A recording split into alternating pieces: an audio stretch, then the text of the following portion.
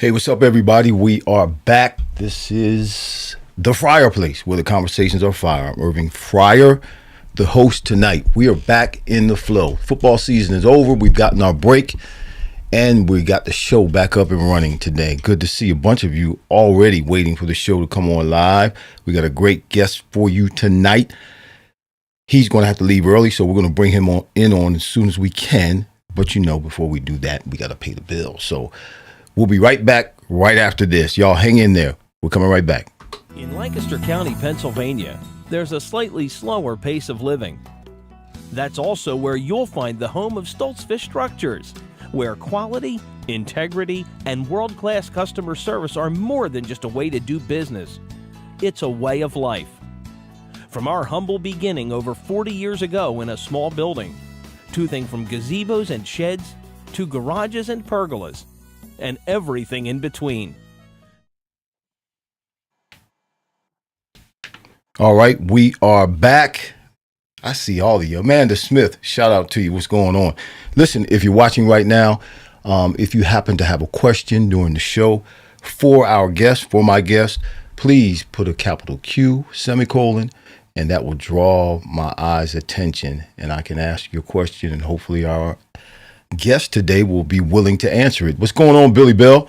I see you in the house. My mic is a little hot today. Maybe I'll use my other mic. Let me see if I use my other mic. Hold on a second.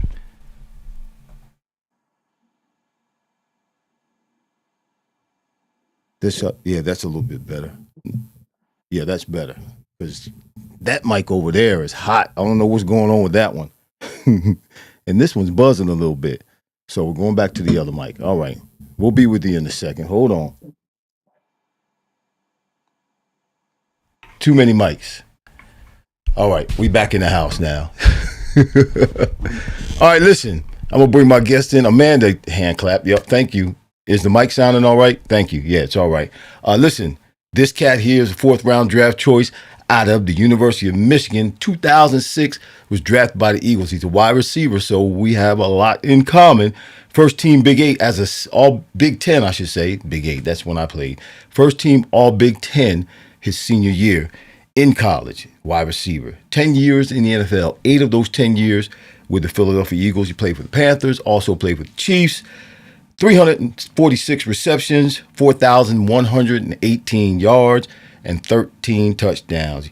Currently is working. I know he does a few things, but one of the things that he does, and if you listen carefully with WIP after the Eagles game, he comes on the post game and gives you great analysis of the Eagles game. Does a great job. Straight out of Chicago, Illinois, y'all.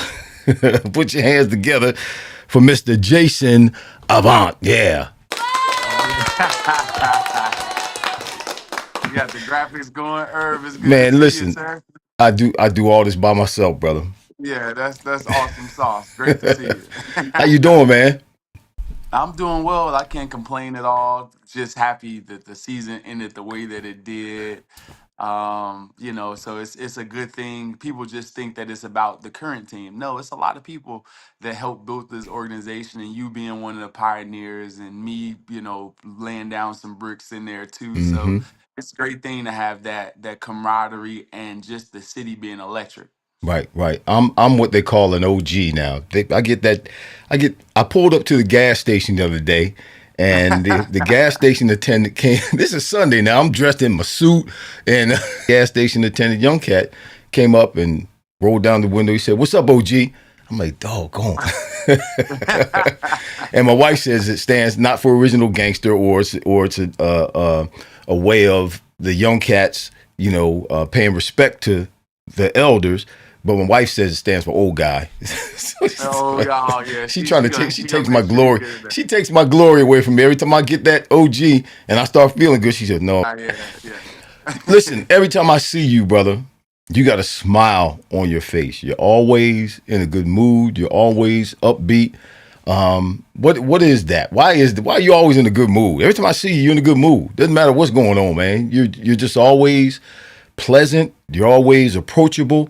You're always what seems to be happy all the time. Well, And I don't well, mean it. I don't mean it in a negative to be a negative no, thing. It's a good thing. no. No, I would say that it has to do with perspective, and it also has to do with faith. I believe I serve a God that can do anything. So, stance, I always believe that I'm on the winning side. One. Mm, mm-hmm. And two, there's a perspective that you're always one decision away from the best days of your life.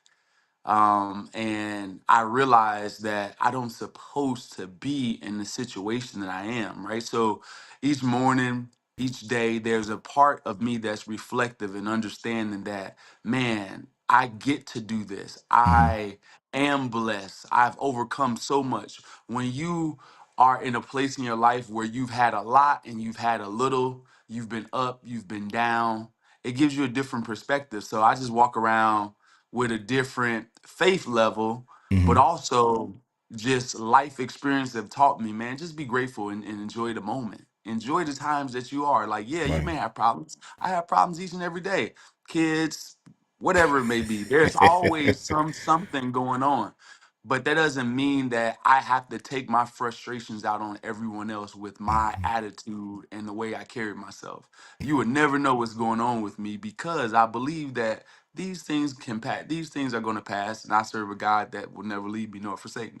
Right. And you're right. The seasons change on a consistent basis, and you're right. You're not whatever it is, whether you're up or whether you're down, you're not going to stay there. Yeah. Things are going to change. And what do you, I read that you went to a military academy when you were younger. And I know you got saved, became a Christian, accepted Jesus Christ as your Lord and Savior when you were in college. I believe it was your sophomore year, right? Yeah. End of my freshman year. End of Yeah. your freshman year. Mhm. Um, did the academy have anything to do with some of the disciplines that you have? Because I've experienced a few people or know a few people, Mike Quick being one, who went to Mhm. military academies, who talk about how much uh, of a benefit that is for them now that they're adults. They didn't necessarily know that they were going to reap benefits like that while they were actually participating, and they're physically when it began to pay Pay and make a 'em. difference and show up in their life. So, do you remember anything that you learned in the academy while you were there? Was Carver Military Academy in Chicago, Illinois? Yeah. Illinois? Tell us a So little bit so about that. Okay, yeah. So I'm from South Side Chicago, very very tough area. Wild hundreds. Like Chicago, where I'm from, is really really bad. My school was in the back of the Ottgill Garden projects, home of Cassie Russell, home of Tim Hardaway, Terry Cummins. Like a lot of basketball players come through my program or Mm-hmm. came through my high school, but it was in the back of the projects. So the school was extremely bad, like dead bodies being found Wow. in the woods right there before the schools, like that type. It was bad, bad.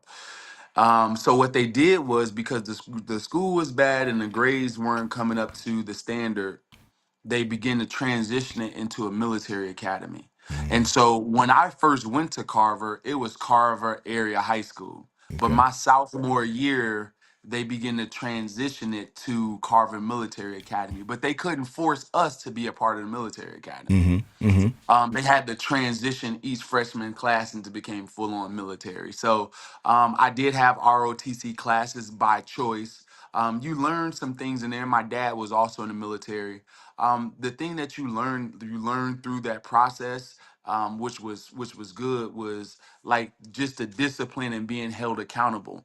Mm-hmm. And unlike today, w- it was a certain way that the command sergeant would talk to you.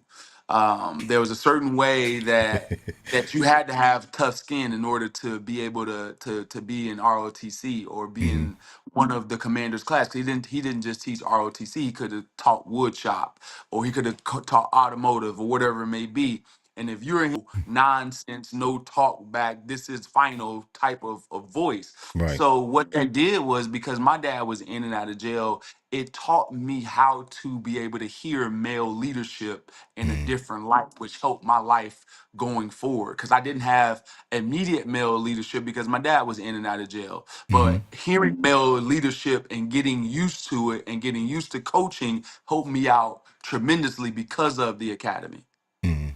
That's awesome. So when I That's got to the awesome. University of Michigan and when I got to the NFL, it was no problem, and I didn't take that voice and that demand as disrespectful or a challenge Right. to my character. Is that the kind of coach that Andy Reid was? Was he a loud? Was he a loud coach? Was he belligerent at times? Well, Andy starts out tough and he gets softer as you get older Hmm. because when you're a rookie, you can't do anything right. Nothing like when I say nothing right as a rookie, like there is nothing you can do right in an Andy Reid system as a rookie. Like it's very rare. Like all the coaches, like it seems like every coach on the offensive staff coaches you when you're a rookie, and they Okay. have like Hmm. some draft capital in you. You get coached, you get told that you're doing wrong the entire time. And so I remember maybe my second or third preseason game. We were playing the Steelers, and it was maybe the second quarter and we had the ball coming out. We had to go 80 yards. I catch like three straight passes. Now we're inside our red zone. Hmm. I get us all the way down the field. All like inside like seam routes, corner routes, something else, and I catch it. And I go to the sideline to come off. Because in college you can just go off. Right. You're just Right. like, hey man, I need a break. Man, I tried to sub myself out. Coach Reed came to the side. If you don't get your blah blah blah blah blah blah blah blah, blah this is not college. We ain't got nobody else to put in there. You go. I'm like, man, I was like, dude, I would never check myself out of a game again in my life. So, but as he begins to know you and as he Right. begins to trust you as a player, it gets a lot easier. Now, I don't. You didn't get a chance to meet Chip Kelly, I guess, because when he came in, he started Well, I get. have 1 year. You had one? Did you have 1 year with Chip? So, Yeah, I so have what 1 year was with you. what was Chip like, and what happened that second year? Because the second year he released you, he released Deshaun Jackson, he traded Nick Foles, he traded Yeah. Shady McCoy. He was just chopping up the whole team. Well, so I knew I was one of the first people to get let go. I told Jeremy right away. Jeremy was really happy. Jeremy Mackin was really happy when we signed Chip Kelly. I was like, "Oh, dude, that's the beginning of the end for me," because I knew his type of system, his system. He didn't like traditional receiver play, and that's what I was traditional. Like if you line somebody up in front of me, I'm going to make him move out of his spot. I wasn't the Right. fastest, but I'm going to get open every Hmm. time. Hmm. He wanted gadget guys that can catch a reverse, guys that you got to like create offense for. Like that's extra work for a coach. Hmm. And coaches don't realize that. Like, yeah, Right. they like the fast guy, but the fast guy usually don't know how to get open or can't catch really well. They run too Um, fast. yeah, they can't stop as good, Hmm. and or yeah, they've had deficiencies in some other area. So I knew that was the beginning of the end for me. But his first year, he began to realize that Jason has a voice with everyone. So if I need to get a message across to Deshaun, I can tell Jason, and Jason can tell Deshaun because Deshaun won't listen to me, but he'll listen to Jason. Hmm. So everything that we did, it was he had to come to me to get things through the guys because he was offending everyone. Wow. So I can tell even a receiver coach, Big Nell was there was a receiver coach. He was like a tight end and line receivers, Hmm. and he would say something on the board, and all the receivers would look over at me. I'm like, man, y'all gonna get me fired, man. That's what happened. Right. So here's this relationship that's kind of like they're tired of having to depend on me, so they got rid of me. But I knew once they got rid of me, they had to get rid of Deshaun, they had to get rid of Shade, they had to get rid of a bunch of people because I was the person that was the the mediator con for the them. conduit, yeah. Yeah, yeah. Wow. So what was happening? I would just say that um just personality wise, like is like a dude that has had a lot of success. Just you Hmm. know what it's like when you have a lot of success without a bunch of failure. You think Hmm. that you invented the world. You Start think smelling that yourself. everything that you have created was the best. I have Bill Belichick coming up to see how my practices at Oregon, and he's asking me questions, and Tom Brady likes me. Like, I have this, this great system, and Hmm. I can do no wrong. So he was just enveloped in smoke and didn't realize that the NFL will give you 1 year because they may not be able to figure you out. But after that 1 year, everyone's going to Film. know exactly what to do. And They see the film. Yeah, they see the film and they start trading ideas and they start swapping and yeah, and talking it's and it, phone and calling. everything Yeah, that he did, it was done. shut him down. Yeah, shut Yeah, him down. and it was done, and so that was the thing. He was just at that point he was reluctant to adapt. But I've Hmm. talked to him since then. That experience is going to help him to be a great offensive coordinator in Vegas now. I always give people a second chance in life, third chance, whatever it may be. I think that he needed that to humble him in order Right, to get to where he is now. right, But he was just a young coach that knew everything but didn't know anything when it came to NFL game. So he right. offended a lot of people in the process, and therefore it didn't work. No, we only learn in tough times, that's for sure. Yeah. PJ Dolan's in the house. What's going on, PJ? Ruben Reeves is in the house. Steve Andrews. What's going on, Steve? My mother is watching right now, Jason, so please Oh, be there we go. careful. There we go. Stuart I will. Winrow is watching right now. Cheryl Williams is in the house. Billy Bell is in the house. Shout out to you. Amanda Smith. That's all of y'all. I think the ones of you have said something. Yeah. Listen, if you Stephen Pace is in the house, coming in, they coming in.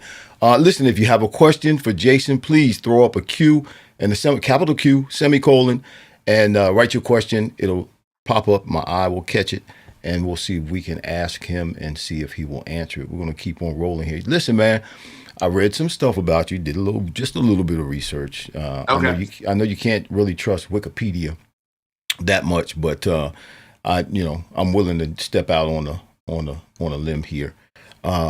You're a Scrabble player. Oh man, You like I used Scrabble? to be an avid Scrabble player. Yeah. Yeah, That so I so used to. do you Yeah. lot do you do a lot of reading? Is Well, that is you have to do a lot of reading, but you don't have to read. You just need to study the Scrabble dictionary, which is different from a normal dictionary. So Oh, if they have a anybody wants to Scrabble play, dictionary? yeah, so if Wow. anybody wants to play Scrabble with me, you got to play with a traditional Scrabble dictionary, and it got to be within one of the last few editions in order for me to play. I'm not going to sit there and play with a Webster's dictionary because I won't get that far. We won't get that far. But yeah, so Scrabble is just technique. It's like you learn every two-letter word in the Scrabble dictionary. There's a bunch of them. Then you learn three-letter words. You learn all the words that have a Q in it that doesn't have a U behind it. Like you learn like little tricks, like Hmm. C is a cutoff because C doesn't have that many plays. If you end it in a C, or Z can be a cutoff. Like there are certain things that you do. I learned all of this by getting my head kicked in when I first got to Philadelphia. I was at a church in Philadelphia, and all of the staff were teachers and or principals. I'm talking about 20, 30 people. Well, all they did when they invited somebody over for Thanksgiving dinner. Oh, And they okay. were kicking my head in for a couple of years. And I was like, dude, no, no way. And so I began to walk around with a Scrabble dictionary Wow. and and That's that's learned that's as much that's as I crazy, could. man. That's Yeah, because crazy. I was just ultra competitive, and Hmm. and then I began to win most of the games, and they're like, all right, here we go. This dude's starting to come along and win games, and so I just took it from there. I used to play people. I used to play reporters and stuff at the Eagles and kick their butts. They'd be like, dude, how'd you come Really? up there? Man, Wow. I just want to. Yeah, So it's just technique.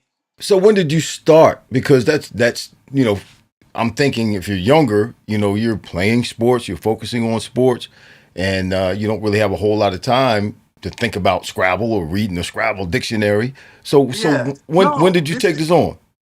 this was like 2006 when I got drafted Oh, here. when you got It drafted. wasn't Okay. something, yeah, it Okay. wasn't something it wasn't something that I grew up on. I was on a debate team and all those things, went to DC and all that stuff. So I had a background in studying and reading things, Hmm. but they just drove that because I was with a bunch of people that was in education, Wow. and it was a competitive thing that I just wanted to beat them. And And that's good I because learned. it helps your vocabulary, bro. It expands your Yeah, vocabulary, and yeah, it was a just good time. yeah, just makes you one of the more interesting people in the room. Um, Also, I know this because you do this with my wife's friend. You both do Okay. this at the same place. You know what I'm getting ready to say? Oh yeah, yeah, yeah. You're assault. when did you start salsa dancing, man? I mean, that's pretty cool.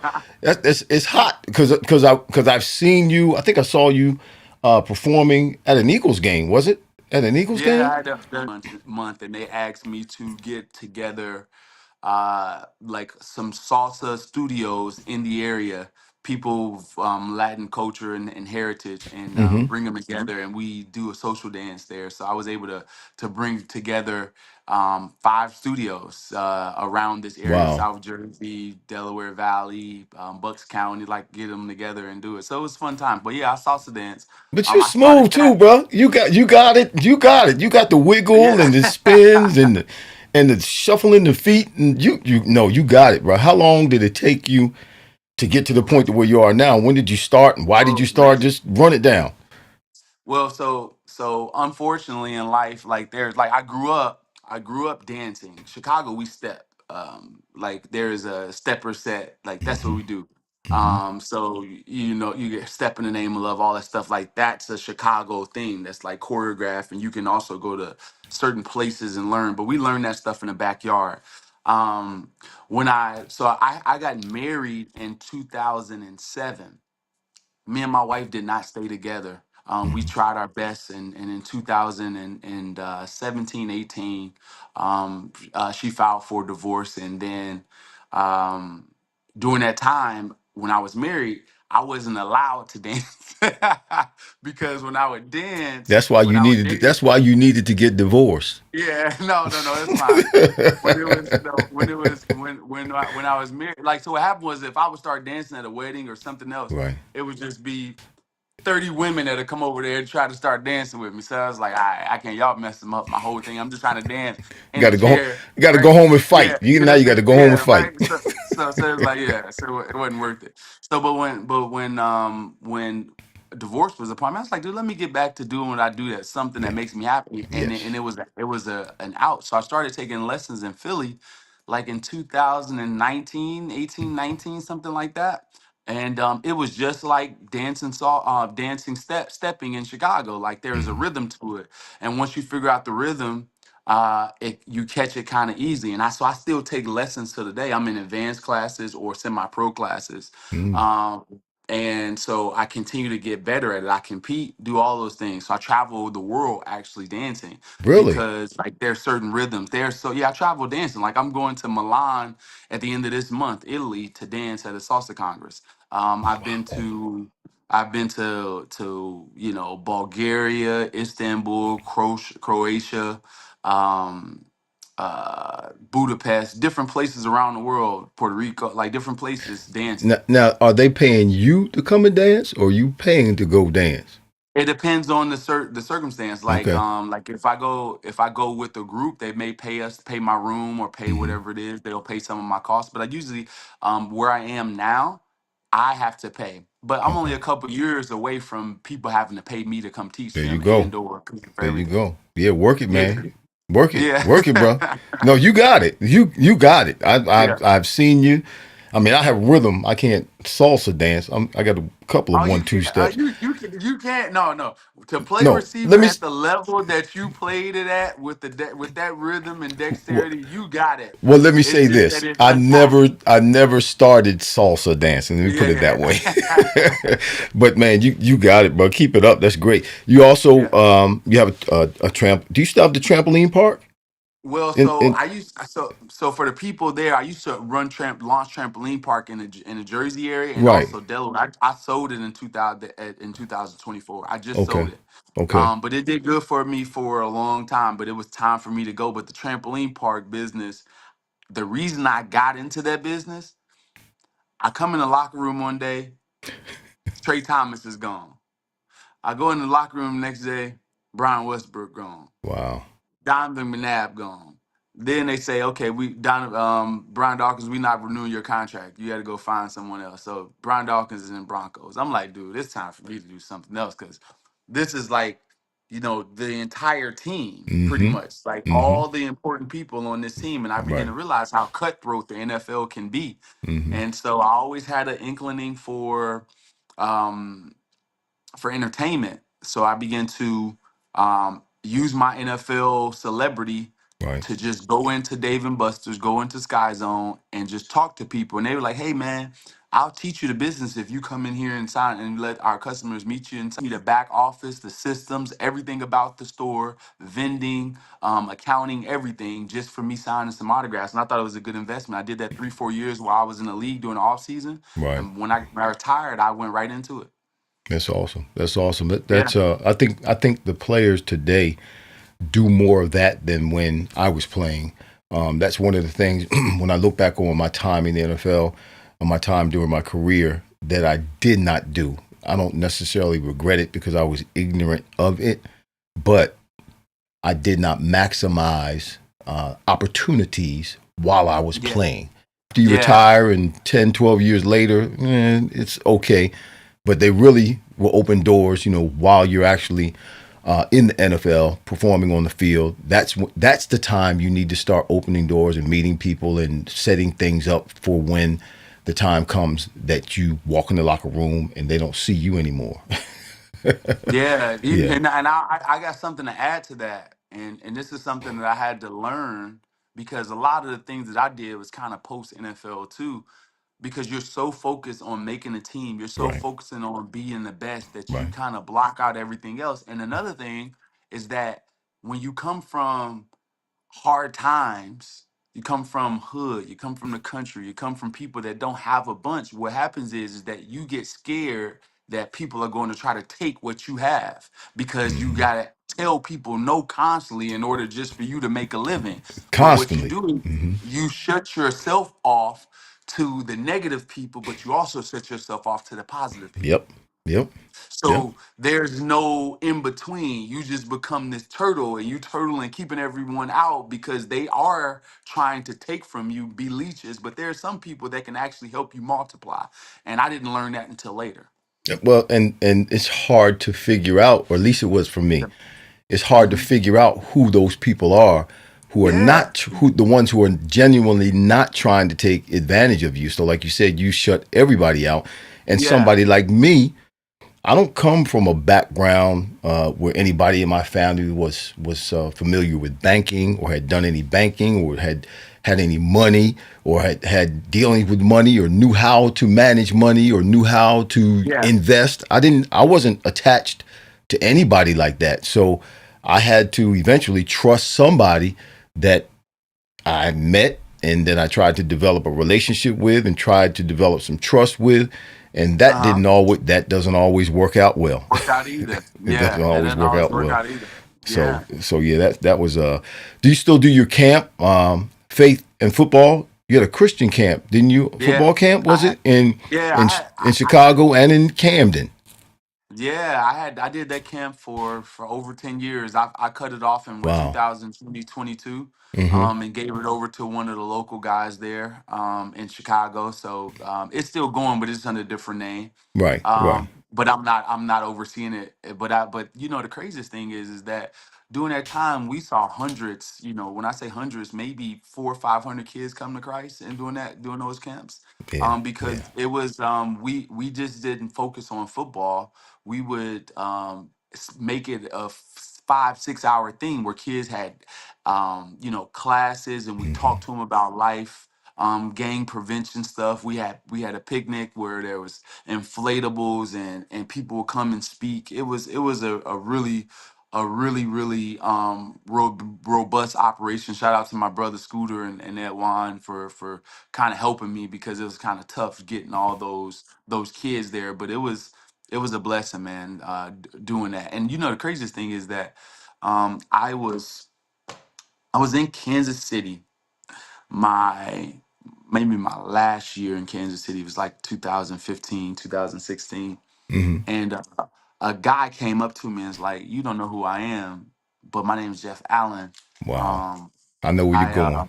Yeah, he's like, I just got drafted here. He's like, man, but I came to your camp, man. You told me about God. You told me about this. You told me about that. It's like, man, me and my wife just got married. We want to serve God. They're still doing good. Nice. And so it's crazy, like how life comes back around just from those Hmm. camps, and that happens to me a lot. Where Yeah. I'm going somewhere, and a kid will be like, "Man, you Jason Avant?" I'm like, "Dude, how do you know me in Missouri?" He's like, "Man, I went to your camp when I was like 9 years old, and I didn't go to I didn't go to NFL, but I was able to get through college. I was Hmm. able to do this and keep God in there." I was like, "Man, that's a blessing." Yeah. So That's bigger all. purpose. And that's really why you do it, so that you can Yes. plant a seed that at some point will grow and they become an asset to their families, an asset to themselves, and an asset to the community. That's why you Yeah. do it. That's why you do it. And they know the Lord. Dancing Hanson's in the house. What's going on, Dancing Hanson? Was that Shannon Holmes and John Ways, Ed Crawley? What, Stephen Pace? Y'all coming in the room. I don't see anybody asking Jason any questions. Billy Bell did say that classy guy, Jason. Jason's a classy guy. Tell him I said, tell him I Yeah. said thanks. He hears you. He can hear you. He can hear you. Yeah. Um, you mentioned it earlier. I'm glad you did because I wasn't sure. I see posts of you and your girls, your Hmm. children. Um, I had not seen a female that looked like their mother or your wife, so I wasn't Hmm. sure about what happened.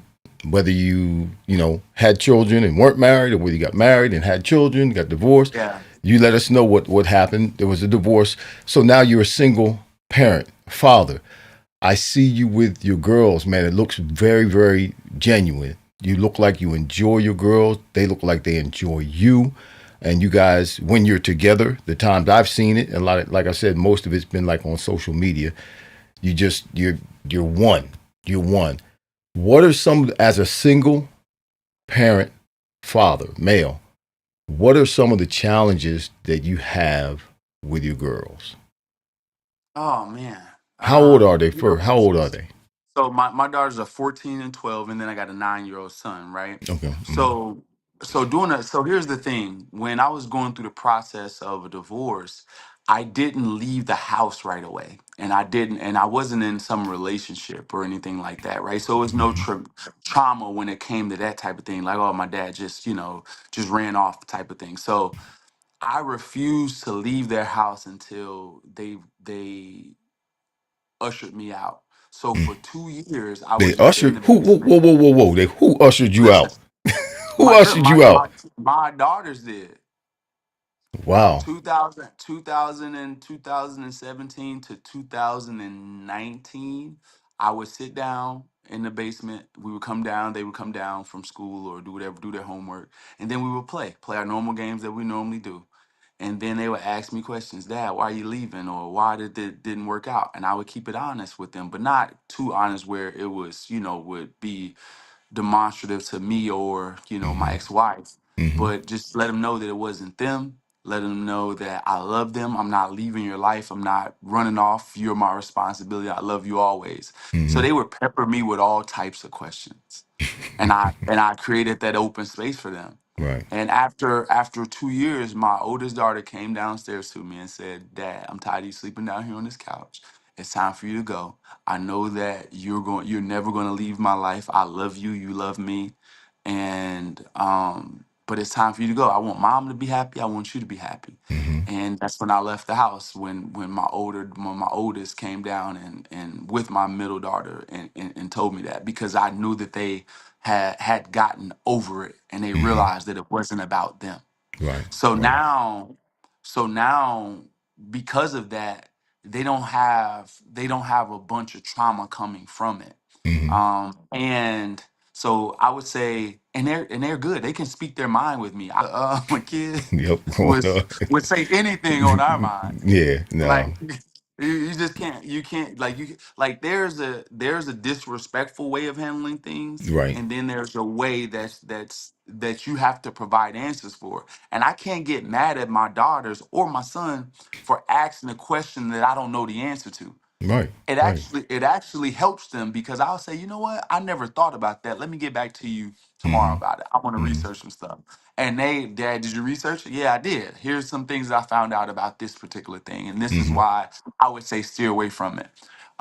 I would say the challenges for them is social media. Social media is the biggest challenge. They ask me for social media every day. They're not on social media, Mm-hmm. but they ask me for social media every single day, and I just think that they feel like that they're missing out. And I would say that would be the biggest challenge because their friends have it. Their friends are kind of Mm-hmm. sneaking them videos over here, and before you know it, you start coming home and your daughter's crying. He's like, "Why? Why? What's going on?" Dad, I don't look like, the girl that's getting all the attention, or I don't, so you have to deal with those types of things where that they're comparing themselves to um, an ideology or something that really isn't real. And Mm-hmm. so those are the things that I say that I have to deal with. Academically, they do great. Sports, they do great. Life and loving God, they do great. But they're constantly putting up with the pressure of to be something Right. that isn't realistic. And so I'm trying to protect and coddle them from that in some way. Mm. Ooh, Yeah. you got a tough job. I mean, I didn't have to deal with social media with my kids. We had, I mean, the regular Yeah. stuff. Yeah, had to deal with the divorce, but my kids were older, and it doesn't matter. Nobody wins in divorce. Yeah. No. Yeah. The only ones that win in divorce are the attorneys because they make all the Yeah. money. Um, Thanks for sharing that, bro. Listen, Cheryl Williams, Yeah. I'm gonna see if you, yeah. Can you see that? Cheryl Williams says that sexy salsa dancer killed it at halftime. I saw your move, sir. And then um, Cheryl said this. I just want to say the game day staff absolutely loves Jason. She works with security at the stadium. okay. They can't stop talking about how nice and personable he is. He's great. He greets everyone with a smile and makes you feel important. Thank you. That's what Cheryl says. I appreciate that, Cheryl, and Hmm. that's intentional too, um, because I think that I always say this: no matter who comes in my life, I want to make sure that they leave better than when they came in, and that's the goal of making people, not just making them, but authentically asking them about them. If I see a person and I remember their name, that's half the battle. And Right. then I remember something about their kids or whatever it is, it makes them feel good, but also lets them know that I'm paying attention, because the truth is that they're no different from me. I get the accolade and people talking about me, but the truth is we're humans. Hmm. So and what's funny about that is that I always get it, Irv, of, man, you like the most humble celebrity that I've ever met. I'm like, well, that should be normal. Yeah, should be. It should, Yeah. and but I understand why guys close themselves off, and I understand why people aren't at times. But it's something that I pray about, and even when I'm not in the best mood, I recognize, and I'm like, Lord, I'm impatient right now. I could be hungry, whatever it may be. Give me strength to greet people and treat them with respect, even though I'm feeling irritable right now. So it's Hmm. something that I try my best to do. Well, I always try to practice, if I'm in one of those moods or don't feel like being bothered, particularly, if you're playing football and you're doing well on the field or your team is doing well, people are going to know you. People are going to recognize you when you go out in public. So if you don't want to Uh-huh. be bothered, don't Don't go go out in out. public that day. But when you go out, you have to appease the people. You Hmm. have to be ready to interact with the people when you go out. Yes, wait until I'm finished eating before you ask me for an autograph. But Hmm. at the same time, you know it's going to happen. But if you don't feel like dealing with it, or if you're not up to dealing with it, then stay home. Stay home. You Yeah. don't have to necessarily box yourself in or cut everybody out. Just know that when you go out in public, in a restaurant, at the movies, wherever, people are going to recognize you and people are going to ask for autographs. People want to take pictures, all that kind of stuff, and you got to be ready to deal with it. So, I think Yeah. it's a small challenge, but it's a great reward. I mean, people. I experienced what you said just the other day in the gym. A guy walked up to me and started talking to me again, and I had met him. He started talking to me 2 weeks ago, I think it was. He recognized my bag. He saw the logo on my duffel bag, and it had an NFL alumni logo on it, had the shield on it. Mhm. And he started asking me, "Are you NFL?" I'm like, "Yeah." And I told him my name, and he told me his name. His name was Jason. So 2 weeks later, he came up to me in the gym, which was just the other day, and I remembered his name. I said, Jason. He goes, "Wow, you remember my name? I don't remember your name." It makes them feel, they think we're important. They feel as though we're important because we're former athletes or professional athletes. So when we remember their names and address them personally, it makes them feel as though they're important. Listen, Stu Winrow has a question. He said, "I read somewhere this is to you, Jason. I read somewhere your grandmother played a large part of your upbringing." Oh yeah. So who's that? Stewart. Stuart Winrow, So yes, Stu Winrow. yeah. So I was raised by my grandmother. My dad and my mom were strung out when I was growing up in Chicago. So I was raised by my grandmother. And my grandmother would lay her hands on me every night. Lord, do Mm, something special in his life. Change his life. Let him get out of his neighborhood. Don't let him be a statistic. Let him overcome the games. Because I had to stay in the same bedroom with my grandmother. We had between 20, 10 and 14 people at our house, depending on the time. So mm-hmm, there's a lot of people in there. So I had to stay in the same bed as my grandmother. Every night she would lay her hands on me. But before you know it, the jealousy begins to seep in, right? Because I'm going to church with my grandmother and my aunt all the time, but my cousins are showing up with new Jordans. mm, And they're coming up, they driving, the newest Cutlass, and they got sounds in their car, and they got rims and whatever it yeah. is. And I'm like, dude, what is going on? I can't afford free lunch. Free lunch. That's how bad it It's is. free lunch. You can't afford it. I can't afford a free lunch. And so it's bad. It's bad times, So before you know it, I'm selling drugs, fifth, sixth, seventh, eighth grade, Mm-hmm, um, getting high, doing all types of stuff. And my grandmother is the one that would pray over me, Lord, get him out of this situation, force me to go to church. And before you know it, the craziest thing is that God's hand used to be on me. So I've seen family members cut up, or not cut up, shot up. mm-hmm, Um, I pulled family members literally with bullets, bring them to the house. I knew a time they would shoot every night. I knew when I was in danger. God used to have His hand on me. I've been T-boned in the car by rival gang members. There's all types of mm, crazy stuff that's happened in my life, but God's had His hand on me. And so my grandmother's prayers, I couldn't escape her prayers. I couldn't mm-mm, escape them. So I knew that my heart was different from the people that I was around. I was around people that were stone cold about gang life and stone cold about killing and all that stuff. mm-hmm, My heart wasn't like that. I was the softest gangster in the history of mm. gangsters. It just wasn't like that because my Right. grandmother Yeah. had her hand on me. So Yeah. um, because of that, organically I kind of left that out because of those feelings that God would put on. This is not who you are. This is not where you're supposed to be.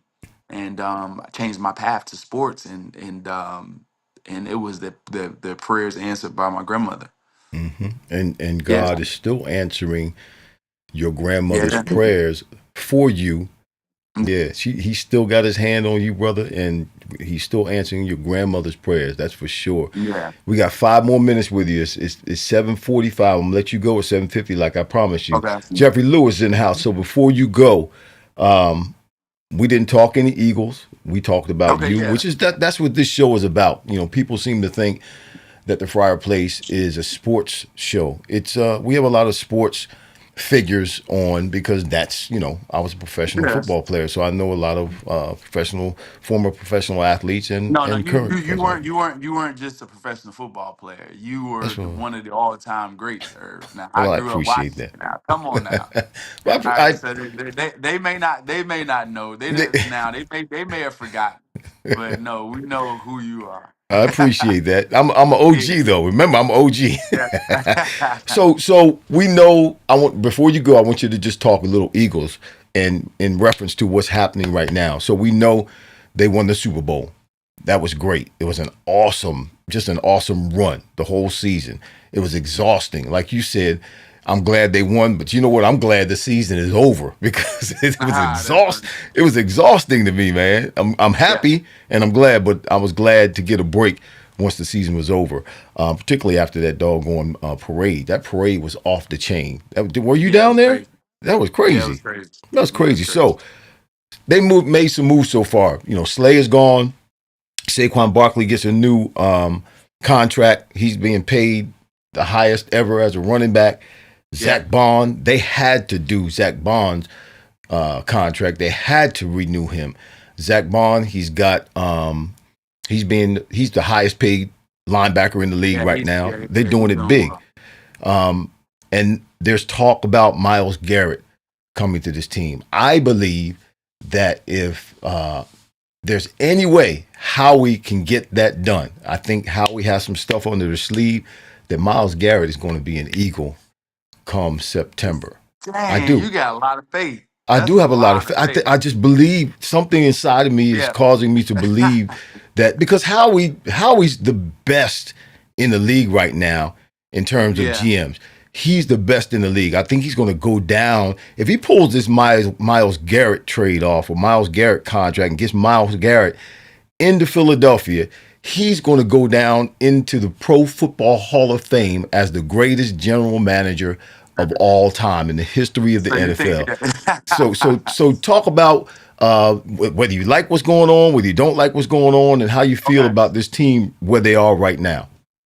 Well, I think we're in the golden years actually of Philadelphia. I think that there was a lot of people laying foundations to where we are now. Shout out to you and a lot of the people that you play with and Andy and all those the Dawkinses and McNabbs.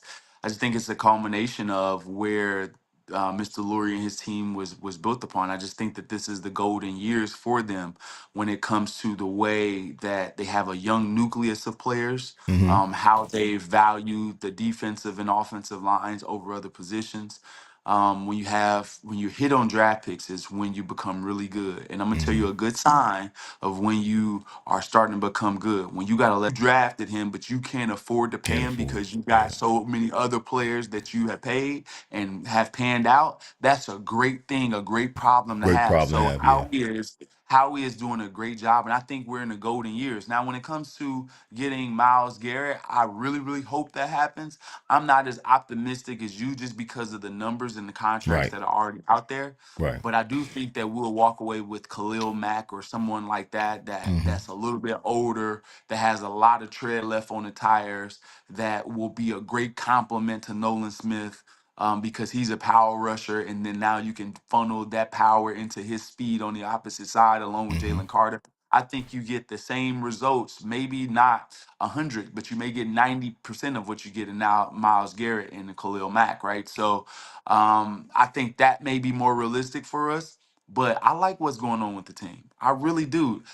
You would hate to see Slay go, and he's not necessarily going because this happened, last year as well. Right. Right. He could possibly come back. You don't know. But Isaiah Rodgers is a good young player, He's and you playing didn't well. notice a difference when Slay was in there or when he was in there.